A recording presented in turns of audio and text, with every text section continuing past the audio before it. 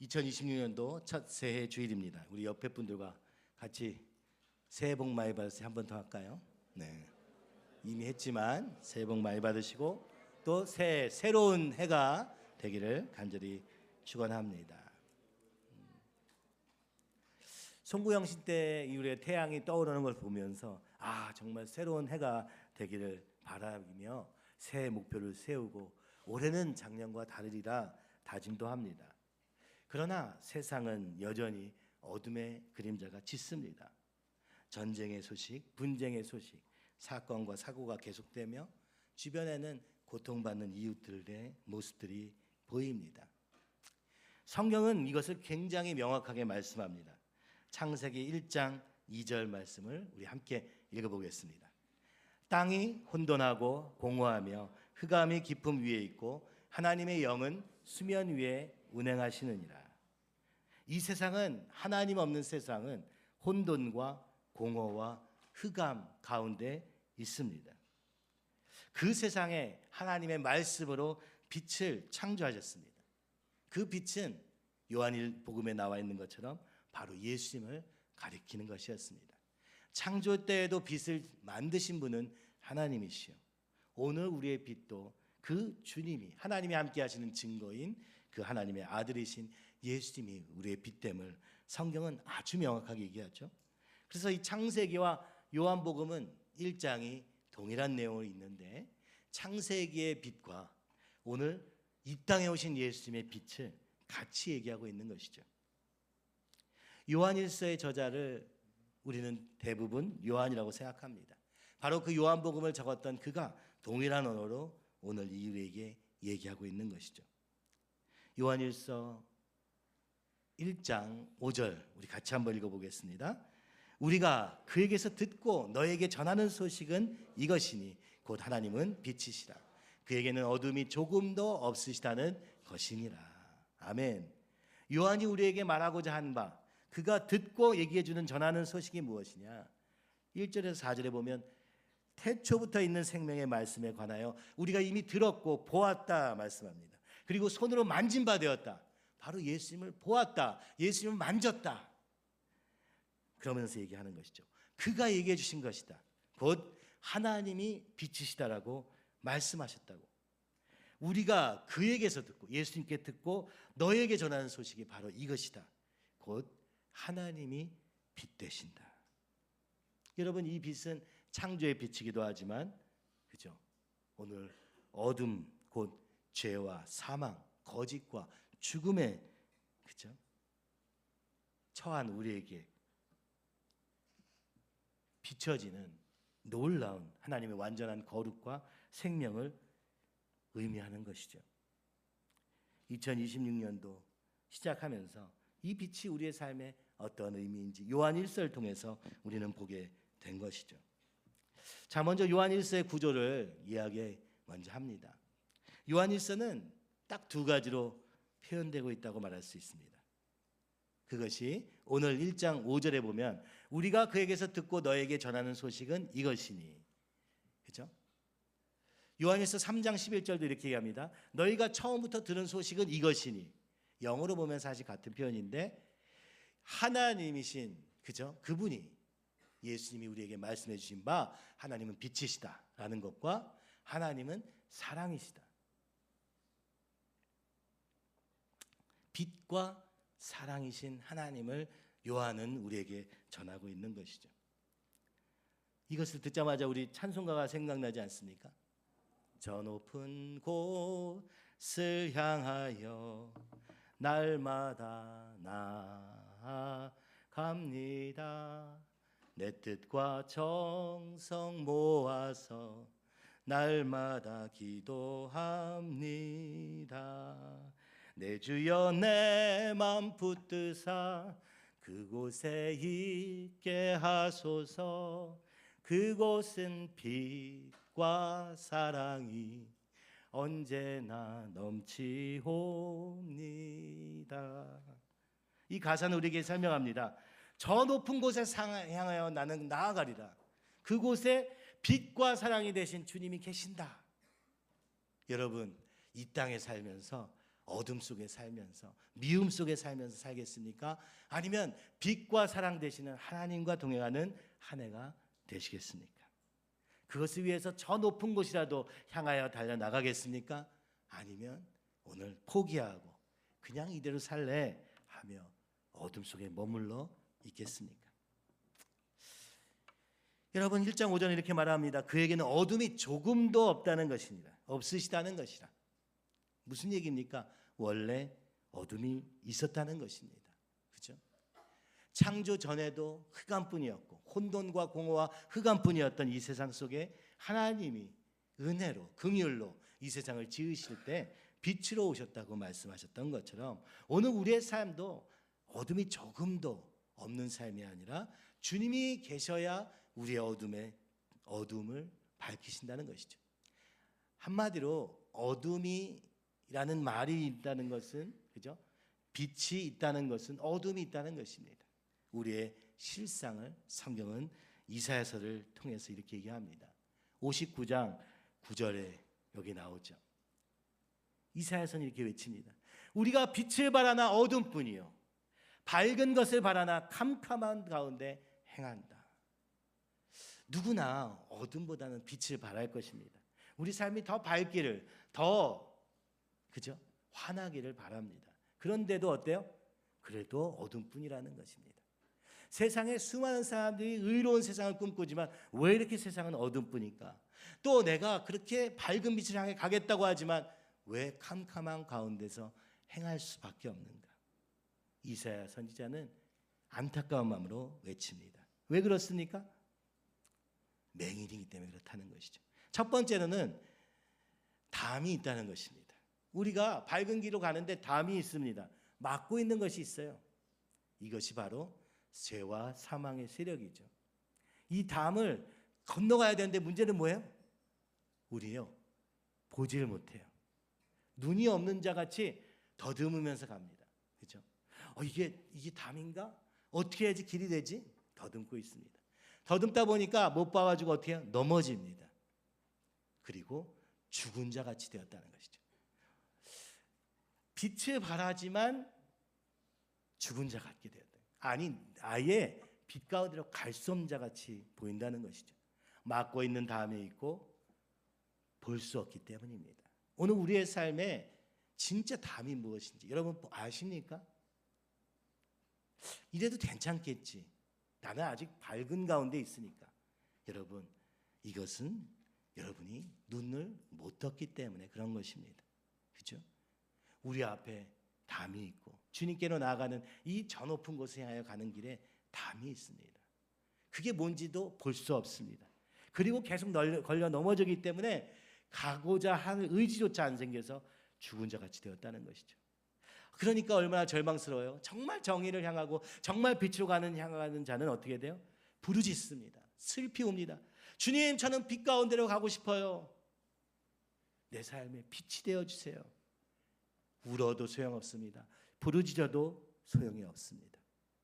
정의를 바라지만 없고 구원을 바라지만 멀습니다. 12절은 이하는 이렇게 얘기합니다. 왜 그런가? 왜 이런가? 왜 우리는 빛 가운데로 갈 수 없는가? 이는 우리의 허물이 주 앞에 심히 많으며 우리의 죄성 때문이라는 것입니다. 그렇죠? 우리의 죄가 우리를 쳐서 증언하오니 이는 우리의 허물이 우리와 함께 있습니다. 우리의 존재 자체가 밝은 존재가 아니라 죄와 허물뿐인 인생이기 때문에 그렇다는 것이죠. 이사야서는 이것을 깨닫습니다. 우리의 죄악을 우리가 아나이다. 여러분 여기까지만 와도 여러분은 많이 보이기 시작한 거예요. 바로 내 죄악이, 내 이 허물이, 그죠? 내 이 온전하지 않음으로 인해서 빛 가운데 갈 수 없다고 이사야는 외칩니다. 그 정도가 아니에요. 그 다음으로 넘어가면 어떻습니까? 우리는 여호와를 배반하고 속이며 하나님을 따르는 데서 심지어 돌이켜 하나님을 배반할 뿐만 아니라 거기에 합리화가 더해집니다. 뭐 그럴 수밖에 없었어. 이건 이래서 이렇고 자기 합리화를 얼마나 잘하는지 모든 것에 합리화가 돌아가요. 내 욕심도 합리화가 되고요. 내 잘못도 합리화가 돼요. 그리고 살면 괜찮습니까? 아니요. 그건 거짓이에요. 이게 거짓의 영의 시작입니다. 하나님을 배반할 수밖에 없는 거 우리의 존재입니다. 그런데 거기다 속이기까지 해요. 사단이 우리에게 달콤한 음성을 들리며 속이며, 그러니까 어떻게 돼요? 하나님을 따르는 자에서 거꾸로 돌이키기까지 하는 겁니다. 그래서 어떻게 해요?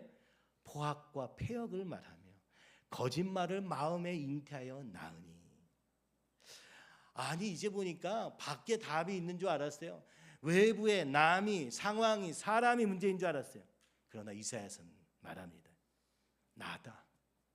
내 죄악이, 우리의 죄악이, 내 어떤 걸 잘못했다 이런 얘기가 아니고 그걸 더 뛰어넘어서 근본적으로 우리에게는 선함이 없다. 그리고 끊임없이 하나님을 배반하고, 그리고 또 속이고, 그리고 돌이켜요. 여러분, 회개가 그죠? 하나님께로부터 돌이키는 것도 있다는 거죠. 거짓말을 마음에 잉태하여 낳으니, 끊임없이 거짓말을 하게 되는 거죠. 거짓의 아비, 바로 사단이 우리에게 끊임없이, 우리의 생각을 조정할 수는 없지만 끊임없이 그럴듯한 말로 자기 합리화로 우리를 인도하니까 어떻게 돼요? 정의가 뒤로 물리침이 되면, 정의는 뭐 없어요. 공의는 멀리 섰으며, 성실은 거리에 엎드러지고, 성실함은 없어요. 게으르고, 그죠? 왜 그래요? 이미 포기한 거예요. 내 마음에서부터. 안 돼, 나는 싸울 생각도 할 수 없어요. 정직이 나타나지 못하는도다. 성실이 없어짐으로 악을 떠나는 자가 탈취를 당하는도다. 여러분, 뭐예요? 정말 우리의 이 한계 때문에 끊임없이 성실히 주님 앞에 나가야 되거든요. 근데 성실이 없으니까 어떻게 돼요? 악을 떠나던 자도 다시 빼앗긴다는 거예요. 우리 가정 안에서 일어나는 일입니다. 하나님을 향한 성실이 없으면 악을 떠나던 자도 중간에, 그죠? 뺏기는 거예요. 누구한테 뺏깁니까? 죄와 사망의 세력, 바로 사단에게 같이 넘어지는 거예요.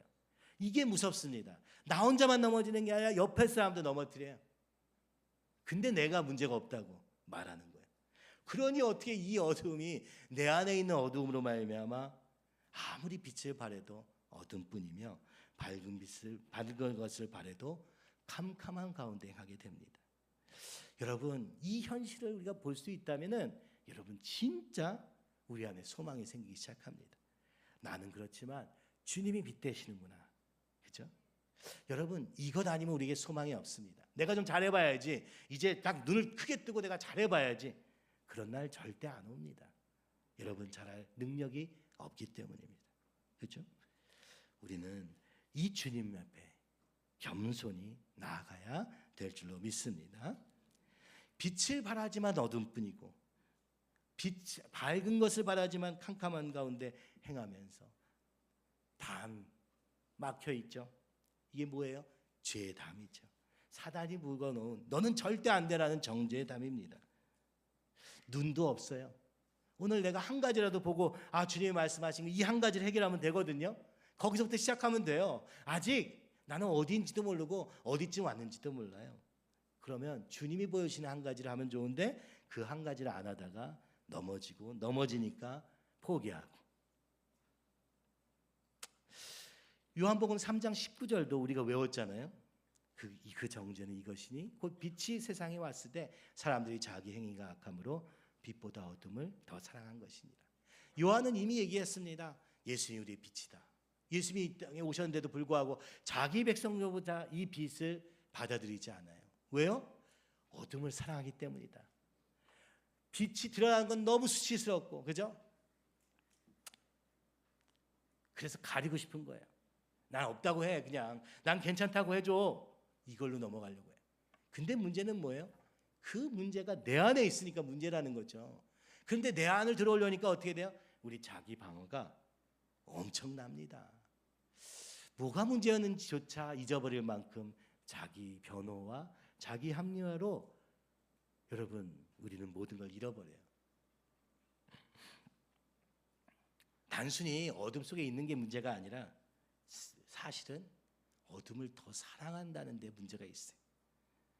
어둠을 사랑하는 자가 빛을 소망하니 얼마나 모순적입니까? 바로 이게 우리의 영적 현실입니다.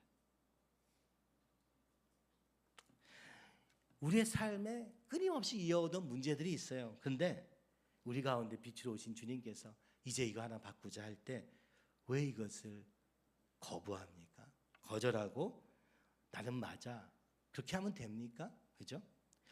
작년의 실패가 올해는 안 해야지 하면 되는 겁니까? 아닙니다. 그럴 수밖에 없는 내가 있었던 거예요. 내 안에 사고방식과 모든 게 어둠을 살아가는 구조이기 때문에 그런 거예요. 그래서 이것은 행위의 바꿈을 통해서 이루어지는 게 아니라 영적인 변화가 필요한 것입니다. 오직 예수님밖에는 길이 없다는 것이 바로 여기에서 증명되는 것이죠. 자, 게다가 그렇지 않아도 우리 자신의 합리화 얼마나 잘 됩니까? 그죠? 나는 잘못한 게 하나도 없고 저 사람 때문이야. 이 세상 탓이야. 온갖 분노로 가득한 오늘날의 세상. 근데 나에 대해서만은 모르고 남에 대해서만은 철저한, 그죠? 그런 우리가 있습니다.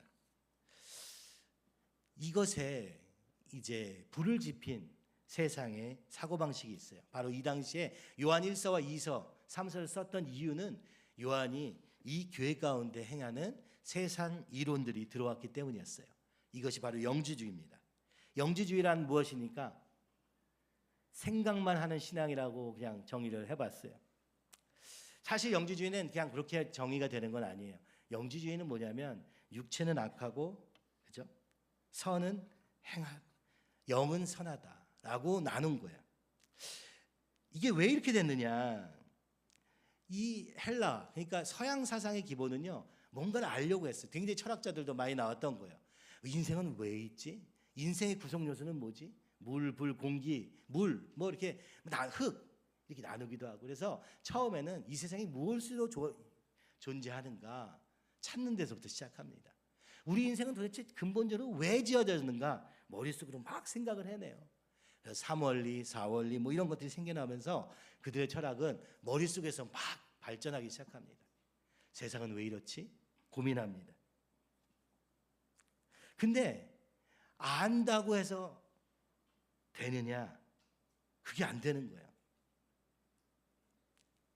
플라톤이 말하죠. 그죠? 자기를 아는 것이 시작이다. 이렇게 얘기하는데, 근데 사람들이요, 자기를 몰라요. 모르면서도 뭐라 그래요? 나 알아. 이렇게 해버리는 거예요. 그래가지고 플라톤이 뭘 합니까?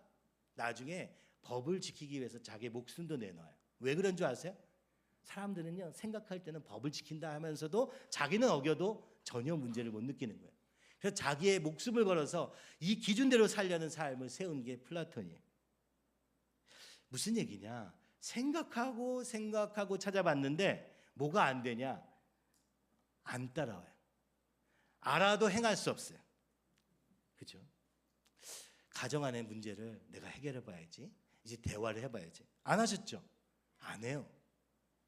하면 된다고 알아요. 이렇게 하면 돼. 저렇게 하면 돼. 자기 개발 서적들 보면서 여러분 하루 이틀은 할 수 있을 거예요. 3일은 지키려고 애쓸 수 있어요. 그러나 곧 무너집니다. 안다고 행할 수 없는 그 우리의 인간의 한계를 알고서 영지주의가 발전하게 돼요. 뭐예요? 생각은 선하고 육체는 안 돼. 포기한 겁니다. 어차피 그렇게 사는 사람은 없어. 그래서 육체를 아예 분리시켜버려요. 먹고 자고 싸고 이런 것들은 약한 거야. 그냥 어차피 얘는 그냥 마음대로 되는 거야. 난 몰라. 그리고 생각만 하기 시작하는 거예요. 그러면 이게 서양입니다. 서양 철학의 기본이에요. 알면 될 줄 알았더니 안 됩니다. 이성으로는 구원이 불가능합니다. 알므로도 구원이 불가능합니다. 여러분, 지식에 대해서 열등감을 느껴서 책을 많이 읽으면 여러분 삶이 변할 것 같지만 그걸 행할 능력이 없어요. 그것은 인격에서 이루어지는 거기 때문에 그렇습니다. 인격을 바꿔야 되는데 책을 봐요. 그래도 안 바뀝니다. 그렇죠? 성경을 읽기만 해서 되는 게 아니라 이 성경이 우리의 삶에 생명의 능력으로 반응하기 전까지는 그것도 우리의 삶을 바꿀 수 없어요. 내 욕심 하나 꺾지 못하면서 무엇이 바뀔 수 있습니까? 자, 그래서 일단 헬라 세상은 이 영지주의로 발전하게 돼요. 그래서 이 두 가지 발전 방향이 있어요. 첫 번째 뭐예요? 어차피 육체는 안 되니까 마음대로 살아도 돼 하는 쾌락주의로 발전하죠. 하나는 뭐예요? 플라톤 같이 철저하게 금욕하는 겁니다. 모든 욕구를 절제한 쪽으로 나가게 돼요. 근데 두 가지 생각의 기초는 똑같아요. 뭐예요? 육체는 악하고 생각은 선하다는 생각이에요. 그죠? 여러분, 이 영지주의가 예수님 이야기에 들어오기 시작합니다. 그래서 어떻게 되느냐? 예수님이 성육신을 하셨다. 그죠? 마리아를 통해서 성령으로 잉태함을 받아서 이 땅에 오셨다는 자체가 그들은 너무 말이 안 되는 거예요. 왜요? 육체는 악한 거기 때문에. 예수님이 육체로 왔을 리가 절대 없다는 거예요. 선하신 하나님은 육체일 수 없다는 거예요. 우리의 육은 어차피 안 된다고 얘기하는 거예요. 그래서 그들이 뭘 부인합니까? 예수님의 성육신을 부인합니다. 예수님이 이 땅에 오셨다는 것을 부인하니까 어떻게 돼요? 십자가에 죽으신 것도 부인하게 돼요. 그래서 덩달아 부인이 되는 게 뭐냐면 예수님이 우리의 죄 때문에 십자가에 죽으셨다는 사실은 당연히 부인이 되는 거예요. 왜냐하면 예수님이 육체로 오신 적이 없으니까. 그런 결과 어떻게 됩니까? 죄를 인정하지 않아요. 그래서 초대교회에서는 이런 영지주의를 설파하는 사람들이 꽤 많았어요. 그 결과 어떻게 됩니까? 교회 안에 쾌락주의가 흥행하기 시작합니다. 어차피 노력해도 안 되는 그냥 막 살아. 은혜 받고 구원받았으면 됐지. 더 이상 내가 뭐 할 거 없어. 여러분, 오늘날의 삶과 같지 않습니까? 내 행동을 바꾸려는 노력조차 하지 않아도 된다. 어차피 나는 안 된다라고 포기한 것 같지만 오히려 그것을 무기 삼아서 은혜라는 은혜주의로 바꿔버리기도 하는 것이죠. 한편으로는 율법주의와, 그러니까 이 영지주의, 헬라 사상을 기초로 하면 율법주의와 은혜주의로 나뉘게 된다는 걸 보게 돼요. 은혜주의는 정확히 얘기하면 기복주의죠. 아무것도 안 하고 복만 받을 수 있다. 어차피 법은 안 지켜도 돼. 내 마음대로 살아도 돼. 말씀 중심의 삶을 살면서도 내 마음대로 사는 것이 가능한 현대교회와, 그죠? 기준을 그대로 지키려고 하는 율법주의가 속에서 우리는 혼란스러운 것처럼 이 당시에도 이 영지주의로 인해서 혼란스러웠던 것이죠. 지식과 감정과 말로만 하는 믿음, 바로 오늘날의 믿음과 크게 다르지 않습니다. 그래, 나는 이게 잘못됐다고 생각해. 그러나 그것과 싸우지 않아요. 노력하지 않아요. 아, 기도해야지. 하지만 기도하지 않아요. 말씀 봐야지. 하지만 말씀 보지 않아요. 그 행위를 하냐 안 하냐가 모든 게 결정적이라는 얘기가 아니라 아무것도 안 해도 되면서도 그때마다 다른 핑계를 대는 거예요. 원래 믿음은요, 이와 같이 나눠지지 않습니다. 육체와 영을 나눠지지 않아요. 하나입니다. 전인격적 믿음이라고 얘기하는 거예요. 우리가 믿는다면 우리의 모든 생각과 감정과 의지가 다 주님께로 굴복해야 돼요. 이게 믿음입니다. 말로만 믿었다, 나 이제 천국 간다, 이런 의미는 없어요. 우리의 존재 자체가 성령으로 인해서 완전히 변화되어야 돼. 그리고 전인격적 믿음과 관계적 순종을 통해서 이루어집니다. 우리의 모든 부분을, 그죠? 말씀의 인도함을 받아, 성령의 인도함을 받아, 그죠? 어떻게 영과 육을 다 굴복시킬 수 있냐? 우리는 못합니다. 오직 성령으로 말미암아, 오직 그 성령께서, 예수님께서 말씀으로 말미암아 우리 가운데 거하시면서 역사하실 때, 그리고 그분을 사랑함으로 그분이 우리 안에 거하시고 말씀하시는 것을 따라 순종하기 시작할 때 이게 이루어진다는 거예요. 여러분, 이것이 차이가 별로 안 보여요. 우리 눈에는 안 보입니다. 그가 성령을 받아서 이렇게 움직이고 있는 것인지, 그저 자기 생각 속에서 나름대로 선함을 따라 행동하는 것인지가 분별이 되지 않습니다. 이것은 성령으로만 되는 것이죠. 여러분, 올 한 해 말씀과 성령으로 완전히 거듭나는 여러분의 삶이 되기를 간절히 기도합니다. 이것이 뭐냐? 모르죠. 소경되는데 어떻게 합니까? 주님 알려주세요. 주님 알려주세요. 여러분, 이 초대 당시에 이 영지주의 가장 큰 그 약점이 뭐냐? 가장 큰 죄의 덕목이 뭐냐? 바로 쾌락주의, 지 멋대로 사는 거. 그거 하나 하고, 두 번째가 뭐냐면 교만입니다. 교만과 정욕의 삶이 동시에 있는 거예요. 무슨 얘기냐? 말씀을 들을 수가 없어. 왜냐하면 내가 다 알거든. 믿음은요, 오늘 하루 주님이 말씀 가운데 성령으로 말씀하신 것을 세밀한 음성을 듣고 그것 앞에 순종하는 걸음으로 갈 때만 믿음으로 사는 삶이 가능한 것입니다. 그래서 날마다 주님과 동행하는 게 너무너무 중요해요. 그죠? 먼저 물어봐야 돼요. 이게 내 생각인가? 이게 주님의 생각인가? 끊임없이 물어봐야 돼요. 그러니까 겸손할 수밖에 없어요. 내가 다 안다고 말할 수 없어요. 주님 말씀해 주세요. 이 겸손이 기본이어야 되는데 이 영지주의는 나 이제 다 알았어. 이렇게부터 시작하는 거예요. 그러고 나니까 어떻게 돼요? 그 삶은 어둠 가운데 있고 심지어 도덕적 타락에까지 이르기도 했다는 것이죠. 자, 그러면 우리가 다시 정리하면 이것입니다. 어둠 속에 머물지 말고 빛으로 나오라. 근데 우리는 갈 수가 없어요. 오직 성령으로만 가능해요. 어떻게 해야 돼요? 근데다가 담이 있어요. 이 영지주의, 우리 생각의 기본 뿌리, 대대로 물려오던 생각, 인본주의, 세상의 이론들, 이것이 가득 차 있는 상황에서는 도저히 하나님과의 사귐이 있을 수 없어요. 그래서 요한 1서 6절과 1장 6절과 7절이 이렇게 말합니다. 만일 우리가 하나님과 사귐이 있다고 어둠에 행하면 거짓말을 하고 진리를 행하지 아니함이거니와. 여기서 이제 사귐이 나와요. 사귐, 코이노니아예요. 교제라고도 우리가 번역하는 거예요. 친교라고도 설명합니다. 성도의 교제할 때 이게 코이노니아거든요.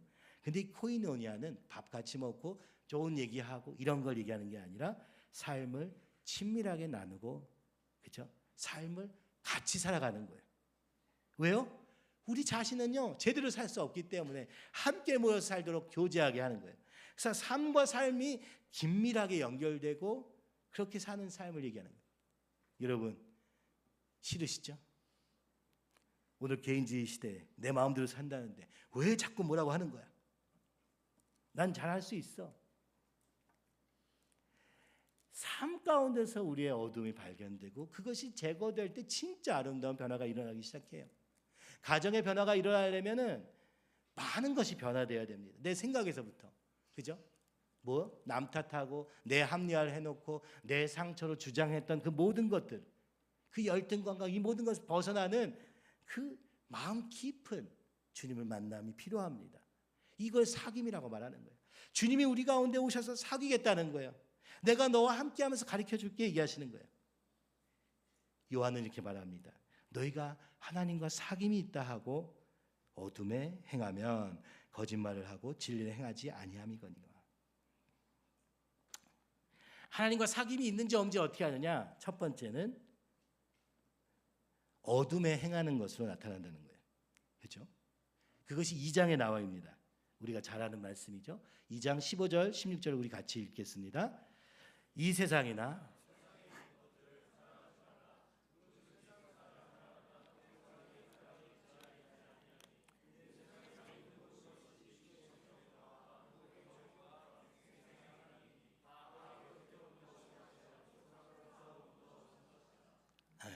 아멘. 무엇입니까? 우리의 믿음은요 알미 아니고 행함입니다. 정확히 얘기하면 여기서는 사귐입니다. 더 정확히 얘기하면 사랑입니다. 하나님을 사랑하고 하나님 때문에 우리의 삶을 변화시킬 능력도 생기고 목적도 생기고 의지도 생기는 거예요. 하나님을 만나지 않은 사귐이 없는 자들은 어둠 가운데 행할 수밖에 없다는 거예요. 거꾸로 얘기하는 거예요. 네가 어둠 가운데 행한다면 너는 하나님과 사귐이 없는 것이다 라고 요한이 얘기해 주는 거예요. 같은 교회 안에 있어요. 그런데 왜 세상을 사랑하느냐 이렇게 얘기합니다. 2장에서는 구체적으로 얘기해요. 육신의 정욕과 안목의 정욕과 이생의 자랑, 이것은 하나님으로부터 온 것이 전혀 아니다. 이 가운데 행하는 자는 하나님과 사귐이 없는 것이다 라고 얘기하는 거예요. 얼마나 이 교회의 문제가 심각했는지 아시겠어요? 굉장히 강조하면서 지금 요한은 아주 그죠? 극단적으로 지금 설명하고 있는 거예요. 우리 안에 육신의 정욕, 안목의 정욕, 이생의 자랑에 넘어질 때도 있어요. 그런데 왜 이렇게까지 씁니까? 이게 교회를 무너뜨리고 있기 때문입니다. 그리고도 나는 하나님을 안다라고 하는 자들이 있는 거예요. 내가 하나님과 사귀었다, 하나님의 음성을 들었다 이렇게 얘기한다는 거예요. 근데 네 행동을 봐라. 네가 움직이는 것은 육신의 정욕 아니냐, 안목의 정욕 아니냐, 이생의 자랑 아니냐? 그러면 너는 하나님과 사귐이 없는 것 아니냐? 어떻게 하나님과 사귐을 가져야 되느냐? 알미 아니라 사귐으로 가려면 먼저 어둠 가운데 행하지 말라 얘기합니다. 두 번째는 뭐예요? 그 사귐. 그가 빛 가운데 계신 것 같이 우리도 빛 가운데 행하면 우리가 서로 사귐이 있고. 어떻게 해야 된다는 거예요? 빛 가운데 행하려고 애쓰는 거예요. 빛 가운데 행하는 거예요. 사귐의 전제가 있어요. 2장 7절에 보니까 그 아들 예수의 피가 우리를 모든 죄에서 깨끗하게 하실 것이요. 이 사귐은 어떻게 이루어지냐? 예수님의 피로 말미암아 이루어진다.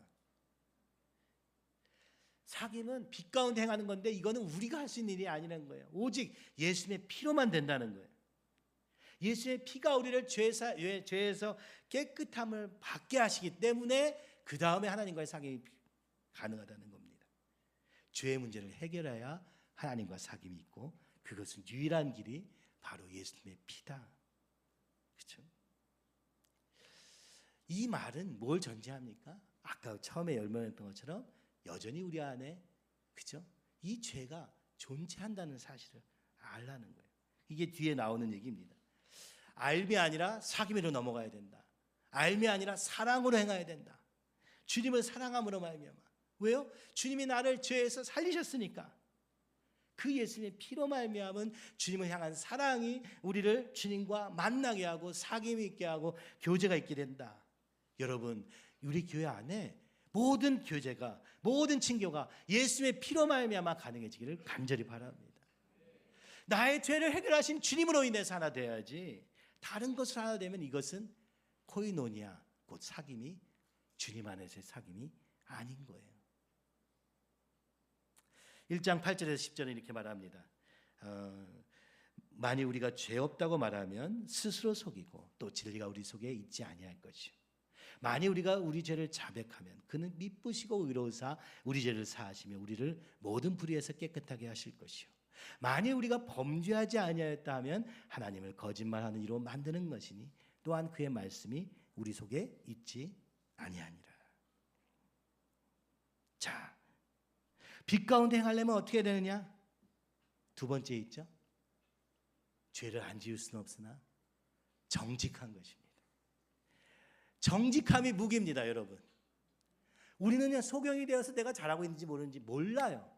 근데 언제 우리가 알 수 있게 되냐면 주님 앞에 정직하게 나가면 돼요. 어떤 문제 때문에 막 큰 문제가 됐어요. 그때 막 가리고 싶잖아요.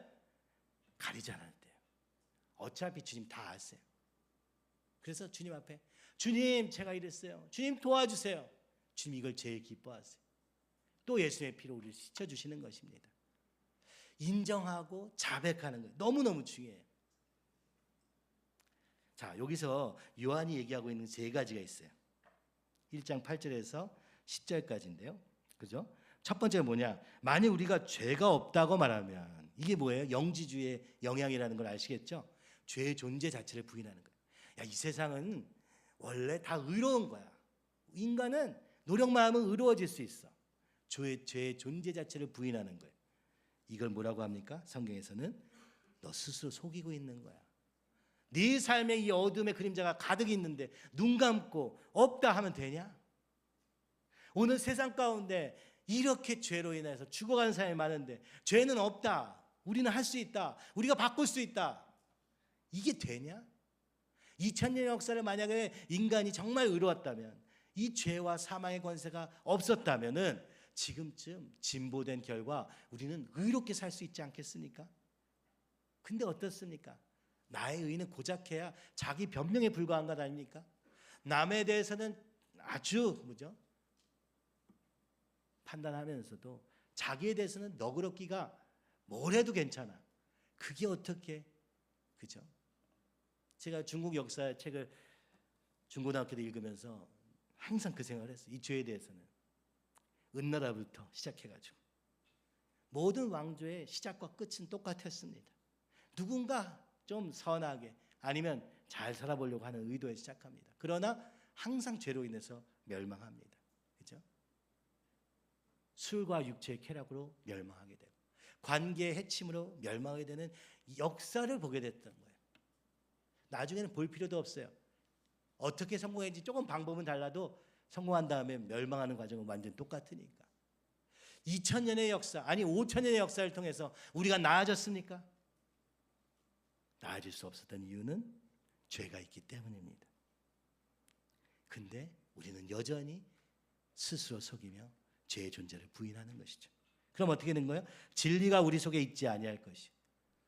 주님이 네 안에 없어서 그래. 진리가 너희를 비켜주지 못해서 그래. 그죠? 진리가 없는 삶이기 때문에 이 어둠도 볼 수 없는 거예요. 이게 우리의 얘기입니까? 아니요. 이 세상의 얘기예요. 죄를 부정하고 죄를 죄라 하지 않고, 그죠? 하나님을 죄인으로 바꿔버리는 세상 속에서 우리는 좀 적극적으로 죄가 없다를 지나 하나님이 죄인인 것처럼 바꿔가는 세상 속에 우리는 살고 있지 않습니까? 그래서 8절은 얘기하는 거예요. 너 영지주의에 속지 마라. 이렇게 말하는 자들에게 속지 말아라. 죄는 있다. 죄와 어둠의 세력은 실존한다. 여기부터 시작해야 돼요. 그래야 내 죄가 진짜 죄가 있음을 인정하게 되는 거니까. 그죠? 그 두 번째 뭡니까? 죄를 자백하면 돼요. 정직을 원하십니다. 중심의 진실함을 하나님께서 원하시오니 정결한 마음 주시옵소서. 여러분, 기도는 다른 거 없어요. 주님, 정직한 마음을 주세요. 정결한 마음을 주세요. 우리가 정결하다고 말하는 게 아니고 정결한 마음을 주세요. 나에게 없으니 주님, 내 마음을 바꿔주세요. 그냥 바꿔달라고 하면 되는 게 아니에요. 주님이 원하시는 게 있습니다. 먼저 네가 무엇을 잘못했는지 깨닫는 대로 자백해라.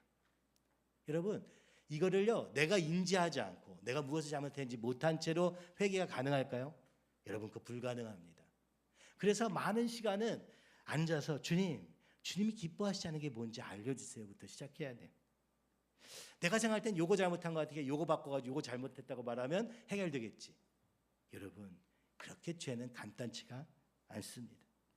그래서 우리가 주님께 말할 수 있는 건, 주님, 저는 죄가 뭔지도 몰라요. 주님, 가르쳐 주세요. 빛으로 오셔서 내가 이 가운데 있는 어둠을 밝혀주세요. 내 안에 있는 어둠을 밝혀주셔서 드러나게 해주셔서 깨닫게 하시고 이것을 인정하고 나갈 때 그 빛 대신 주님이 이 어둠을 물리치실 겁니까? 그죠? 여기도 보면 그렇지 않아요? 의자 밑은 지금 어둡잖아요. 빛이 안 당하니까. 근데 우리는 꼼꼼 싸매고 여기는 빛이 오지 말아주세요. 우리 가정은 건들지 말아주세요. 우리는 잘하고 있으니까 괜찮을 거예요. 아무 소용 없습니다. 빛이 갖다 대면 거기에 더러운 것들이 드러나게 되는 것이죠. 정직은요, 정말 용기 있는 행동입니다. 그래서 진짜 은혜가 아니면 어려운 거죠. 주님, 제 삶을 바꿔주세요. 드러내주세요. 여러분, 이 기도가 얼마나 주님이 기뻐하시는지. 이것저것 잘하고 모범적으로 사는 인생보다 주님은 이것을 더 바라시는 거예요. 근데 문제는요, 우리의 열등감, 그죠? 우리의 교만이 이것을 끊임없이 막아요. 자백을 통해서, 정직을 통해서, 그렇죠? 여러분, 주님 앞에 기도할 때 그냥 나아가서 주님만 생각하면서 주님 깨닫게 해주세요. 보게 해주세요. 정직하게 눈을 떠서 보게 해주세요. 우리는 우리의 인생의 문제가 뭔지 우리 스스로 모릅니다. 주님이 가르쳐 주시지 않으면 모릅니다. 근데 주님도 안 듣겠다는 사람한테 억지로 가르쳐 주시지는 않으세요. 물론 이런 게 있죠. 인생을 가다가 한번 크게 맞으면은 정신을 바짝 차리면서 주님, 제 삶을 도와주세요. 이럴 때가 있어요. 근데 그 얻어맞은 후에요, 세게 맞아야 그걸 깨닫게 된다. 너무 불행하지 않습니까? 그러기 전에 주님 알려주세요. 주님, 저는 주님과만 같이 주님과 살기 원해요. 주님과 동행하며 주님과 사귀며 주님을 사랑하며 그 주님의 사랑을 온전히 누리며 살기 원해요. 이것이 두 번째. 세 번째, 10절에는 이렇게 말하죠. 만일 우리가 범죄하지 아니했다. 이제 죄의 존재도 인정했어요. 근데 이러고도 또 어쩔 때는 내가 자백도 하지만 또 우리의 마음이 완악해지면 나 그런 적 없어. 그죠? 시치미를 뚝 뗍니다. 또 그죠? 범죄하지 아니었어요. 저는 잘못한 게 없어요. 그러면 어떻게 되냐? 하나님을 거짓말하니. 하나님이 말씀하시는데 하나님의 말씀을 받지 않으면 하나님을 거짓말장애로 바꾸는 거예요. 이 거짓말장애는 사단이거든요. 내가 거짓말해서 하나님을 사단으로 바꿔버리는 거예요. 그의 말씀이 우리 속에 있지 아니라. 여러분, 하나님이 우리 안에 거하지 않으시면 이게 불가능하다는 얘기를 지금 하고 있는 거예요. 요한은 이렇게 얘기합니다. 네 안에 진짜 하나님은 사귐이 있느냐? 한번 돌아봐라. 근데 네가 죄가 없다고 얘기해? 그럼 너 진리가 네 안에 비춘 적이 없는 거야. 네가 이걸 부인하고 있어? 그렇다면 네 진리가 네 안에 없는 거야. 아예 없었거나 네가 지금 거절하고 거부하고 돌이켜서 하나님을 대적하고 있는 거야. 이렇게 얘기하고 있는 것이죠. 빛 가운데 행하는 열쇠는 정직한 심령 위에 겸손한 고백입니다. 여러분, 이것이 우리의 승리의 비결이라고 말하는 거예요. 자, 요한일서는 굉장히 반복적인 단어들이 많이 있거든요. 이걸 하나로 그림으로 한번 표현해 보면 이렇습니다. 예수님이 빛이십니다. 여러분, 이게 제일 중요해요. 여러분이 빛이시면 여러분은 가능성 없어요. 스스로 빛이 되는 세상이니까 여러분, 그렇다면 잘 해보십시오. 그러나 우리에게는 어둠뿐이요. 그죠? 우리 안에는 선한 것이 없으니 주님이 빛 되어 주세요. 여러분, 이게 믿음이에요. 시작이에요. 그래서 성경은 여기 요한에서는 계속 빛에 대해서 더빛교회 왜 빛입니까? 우리가 빛입니까? 아니요. 주님이 빛이 되심을 고백하는 교회입니다. 그럼 어떻게 되냐? 그 빛과의 관계는요, 지식적으로 알면 돼요? 아니에요. 사귐이 있어야 돼요. 사랑의 관계. 주님만 사랑해야 돼요. 세상 사랑하는 건 절대로 이 가운데 사귐이 있을 수 없어요. 그리고 이것은 굉장히 구체적인 관계 속에서 이루어지는 거예요. 그렇죠? 오늘 주님 제 걸음을 인도해 주세요.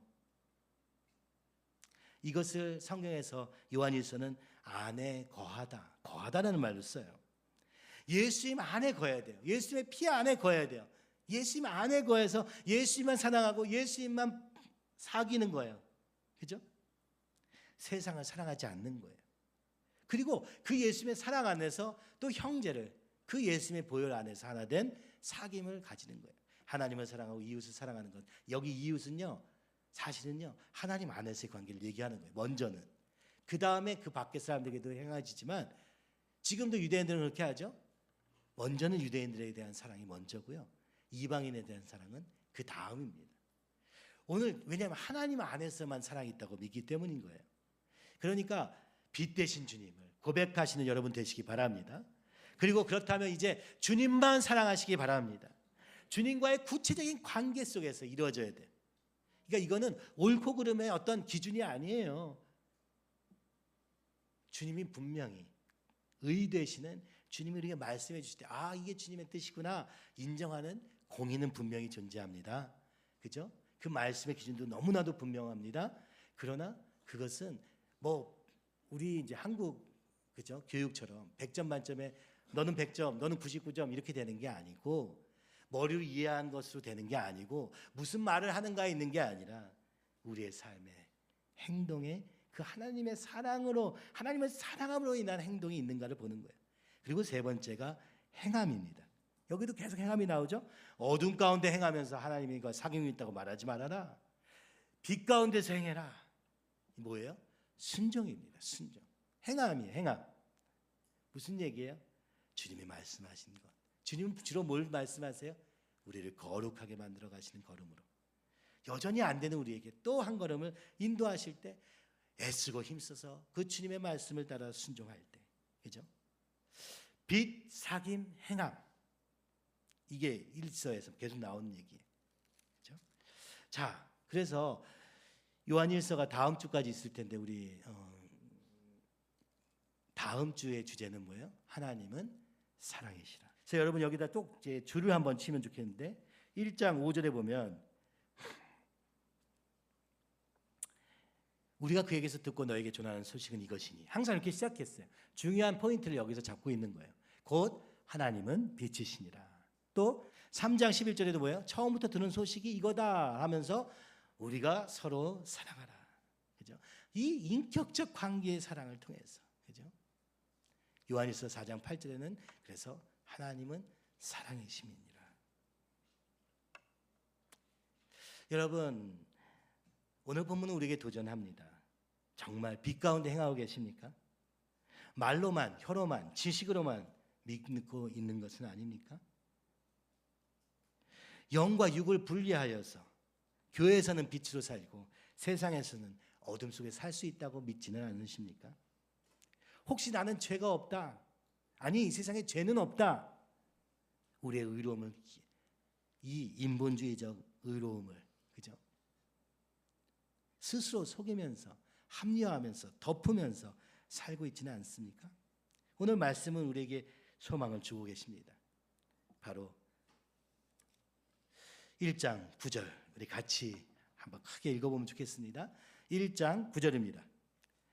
만일 우리가 우리 죄를 자백하면 그는 미쁘시고 의로우사 우리 죄를 사하시며 우리를 모든 불의에서 깨끗하게 하실 것이요. 아멘. 이 과정이 한순간에 이루어지지 않아요. 인정하고 인지하고 인정하는 데까지도 오래 걸릴 수 있어요. 그러나 그렇게 될 때 주님이 우리 가운데 있는 어둠을 바꿔가시는 과정이 될 줄로 믿습니다. 우리는 그 능력이 없습니다만 예수님의 피가, 그 하나님이 우리의 빛 되시고 예수님의 보혈이 우리에게 소망을 주셔서 빛 되신 주님께로, 하나님께로 나갈 수 있는 길이 되었다고 말씀합니다. 완벽해지라는 것이 아닙니다. 오히려 정직해지라는 것입니다. 그 안에 거하라는 것입니다. 숨지 말고 포장하지 말고 변명하지 말라는 것입니다. 우리 빛 되신 하나님, 그리고 그 빛이신 예수님을 바라보며 주님 앞에 나아가는 저와 여러분이 되기 바랍니다. 그리고 그 주님과의 깊은 교제, 사귐 속에 머무시기 바랍니다. 그리고 순종으로, 행함으로 그 사랑을 증명하는 이 올 한 해가 될 때 우리의 삶에 놀라운 빛의 역사가 일어날 줄로 믿습니다. 말과 혀가 아니라 행함과 진실함으로 나아가는 우리 모두 되기를 간절히 소원합니다.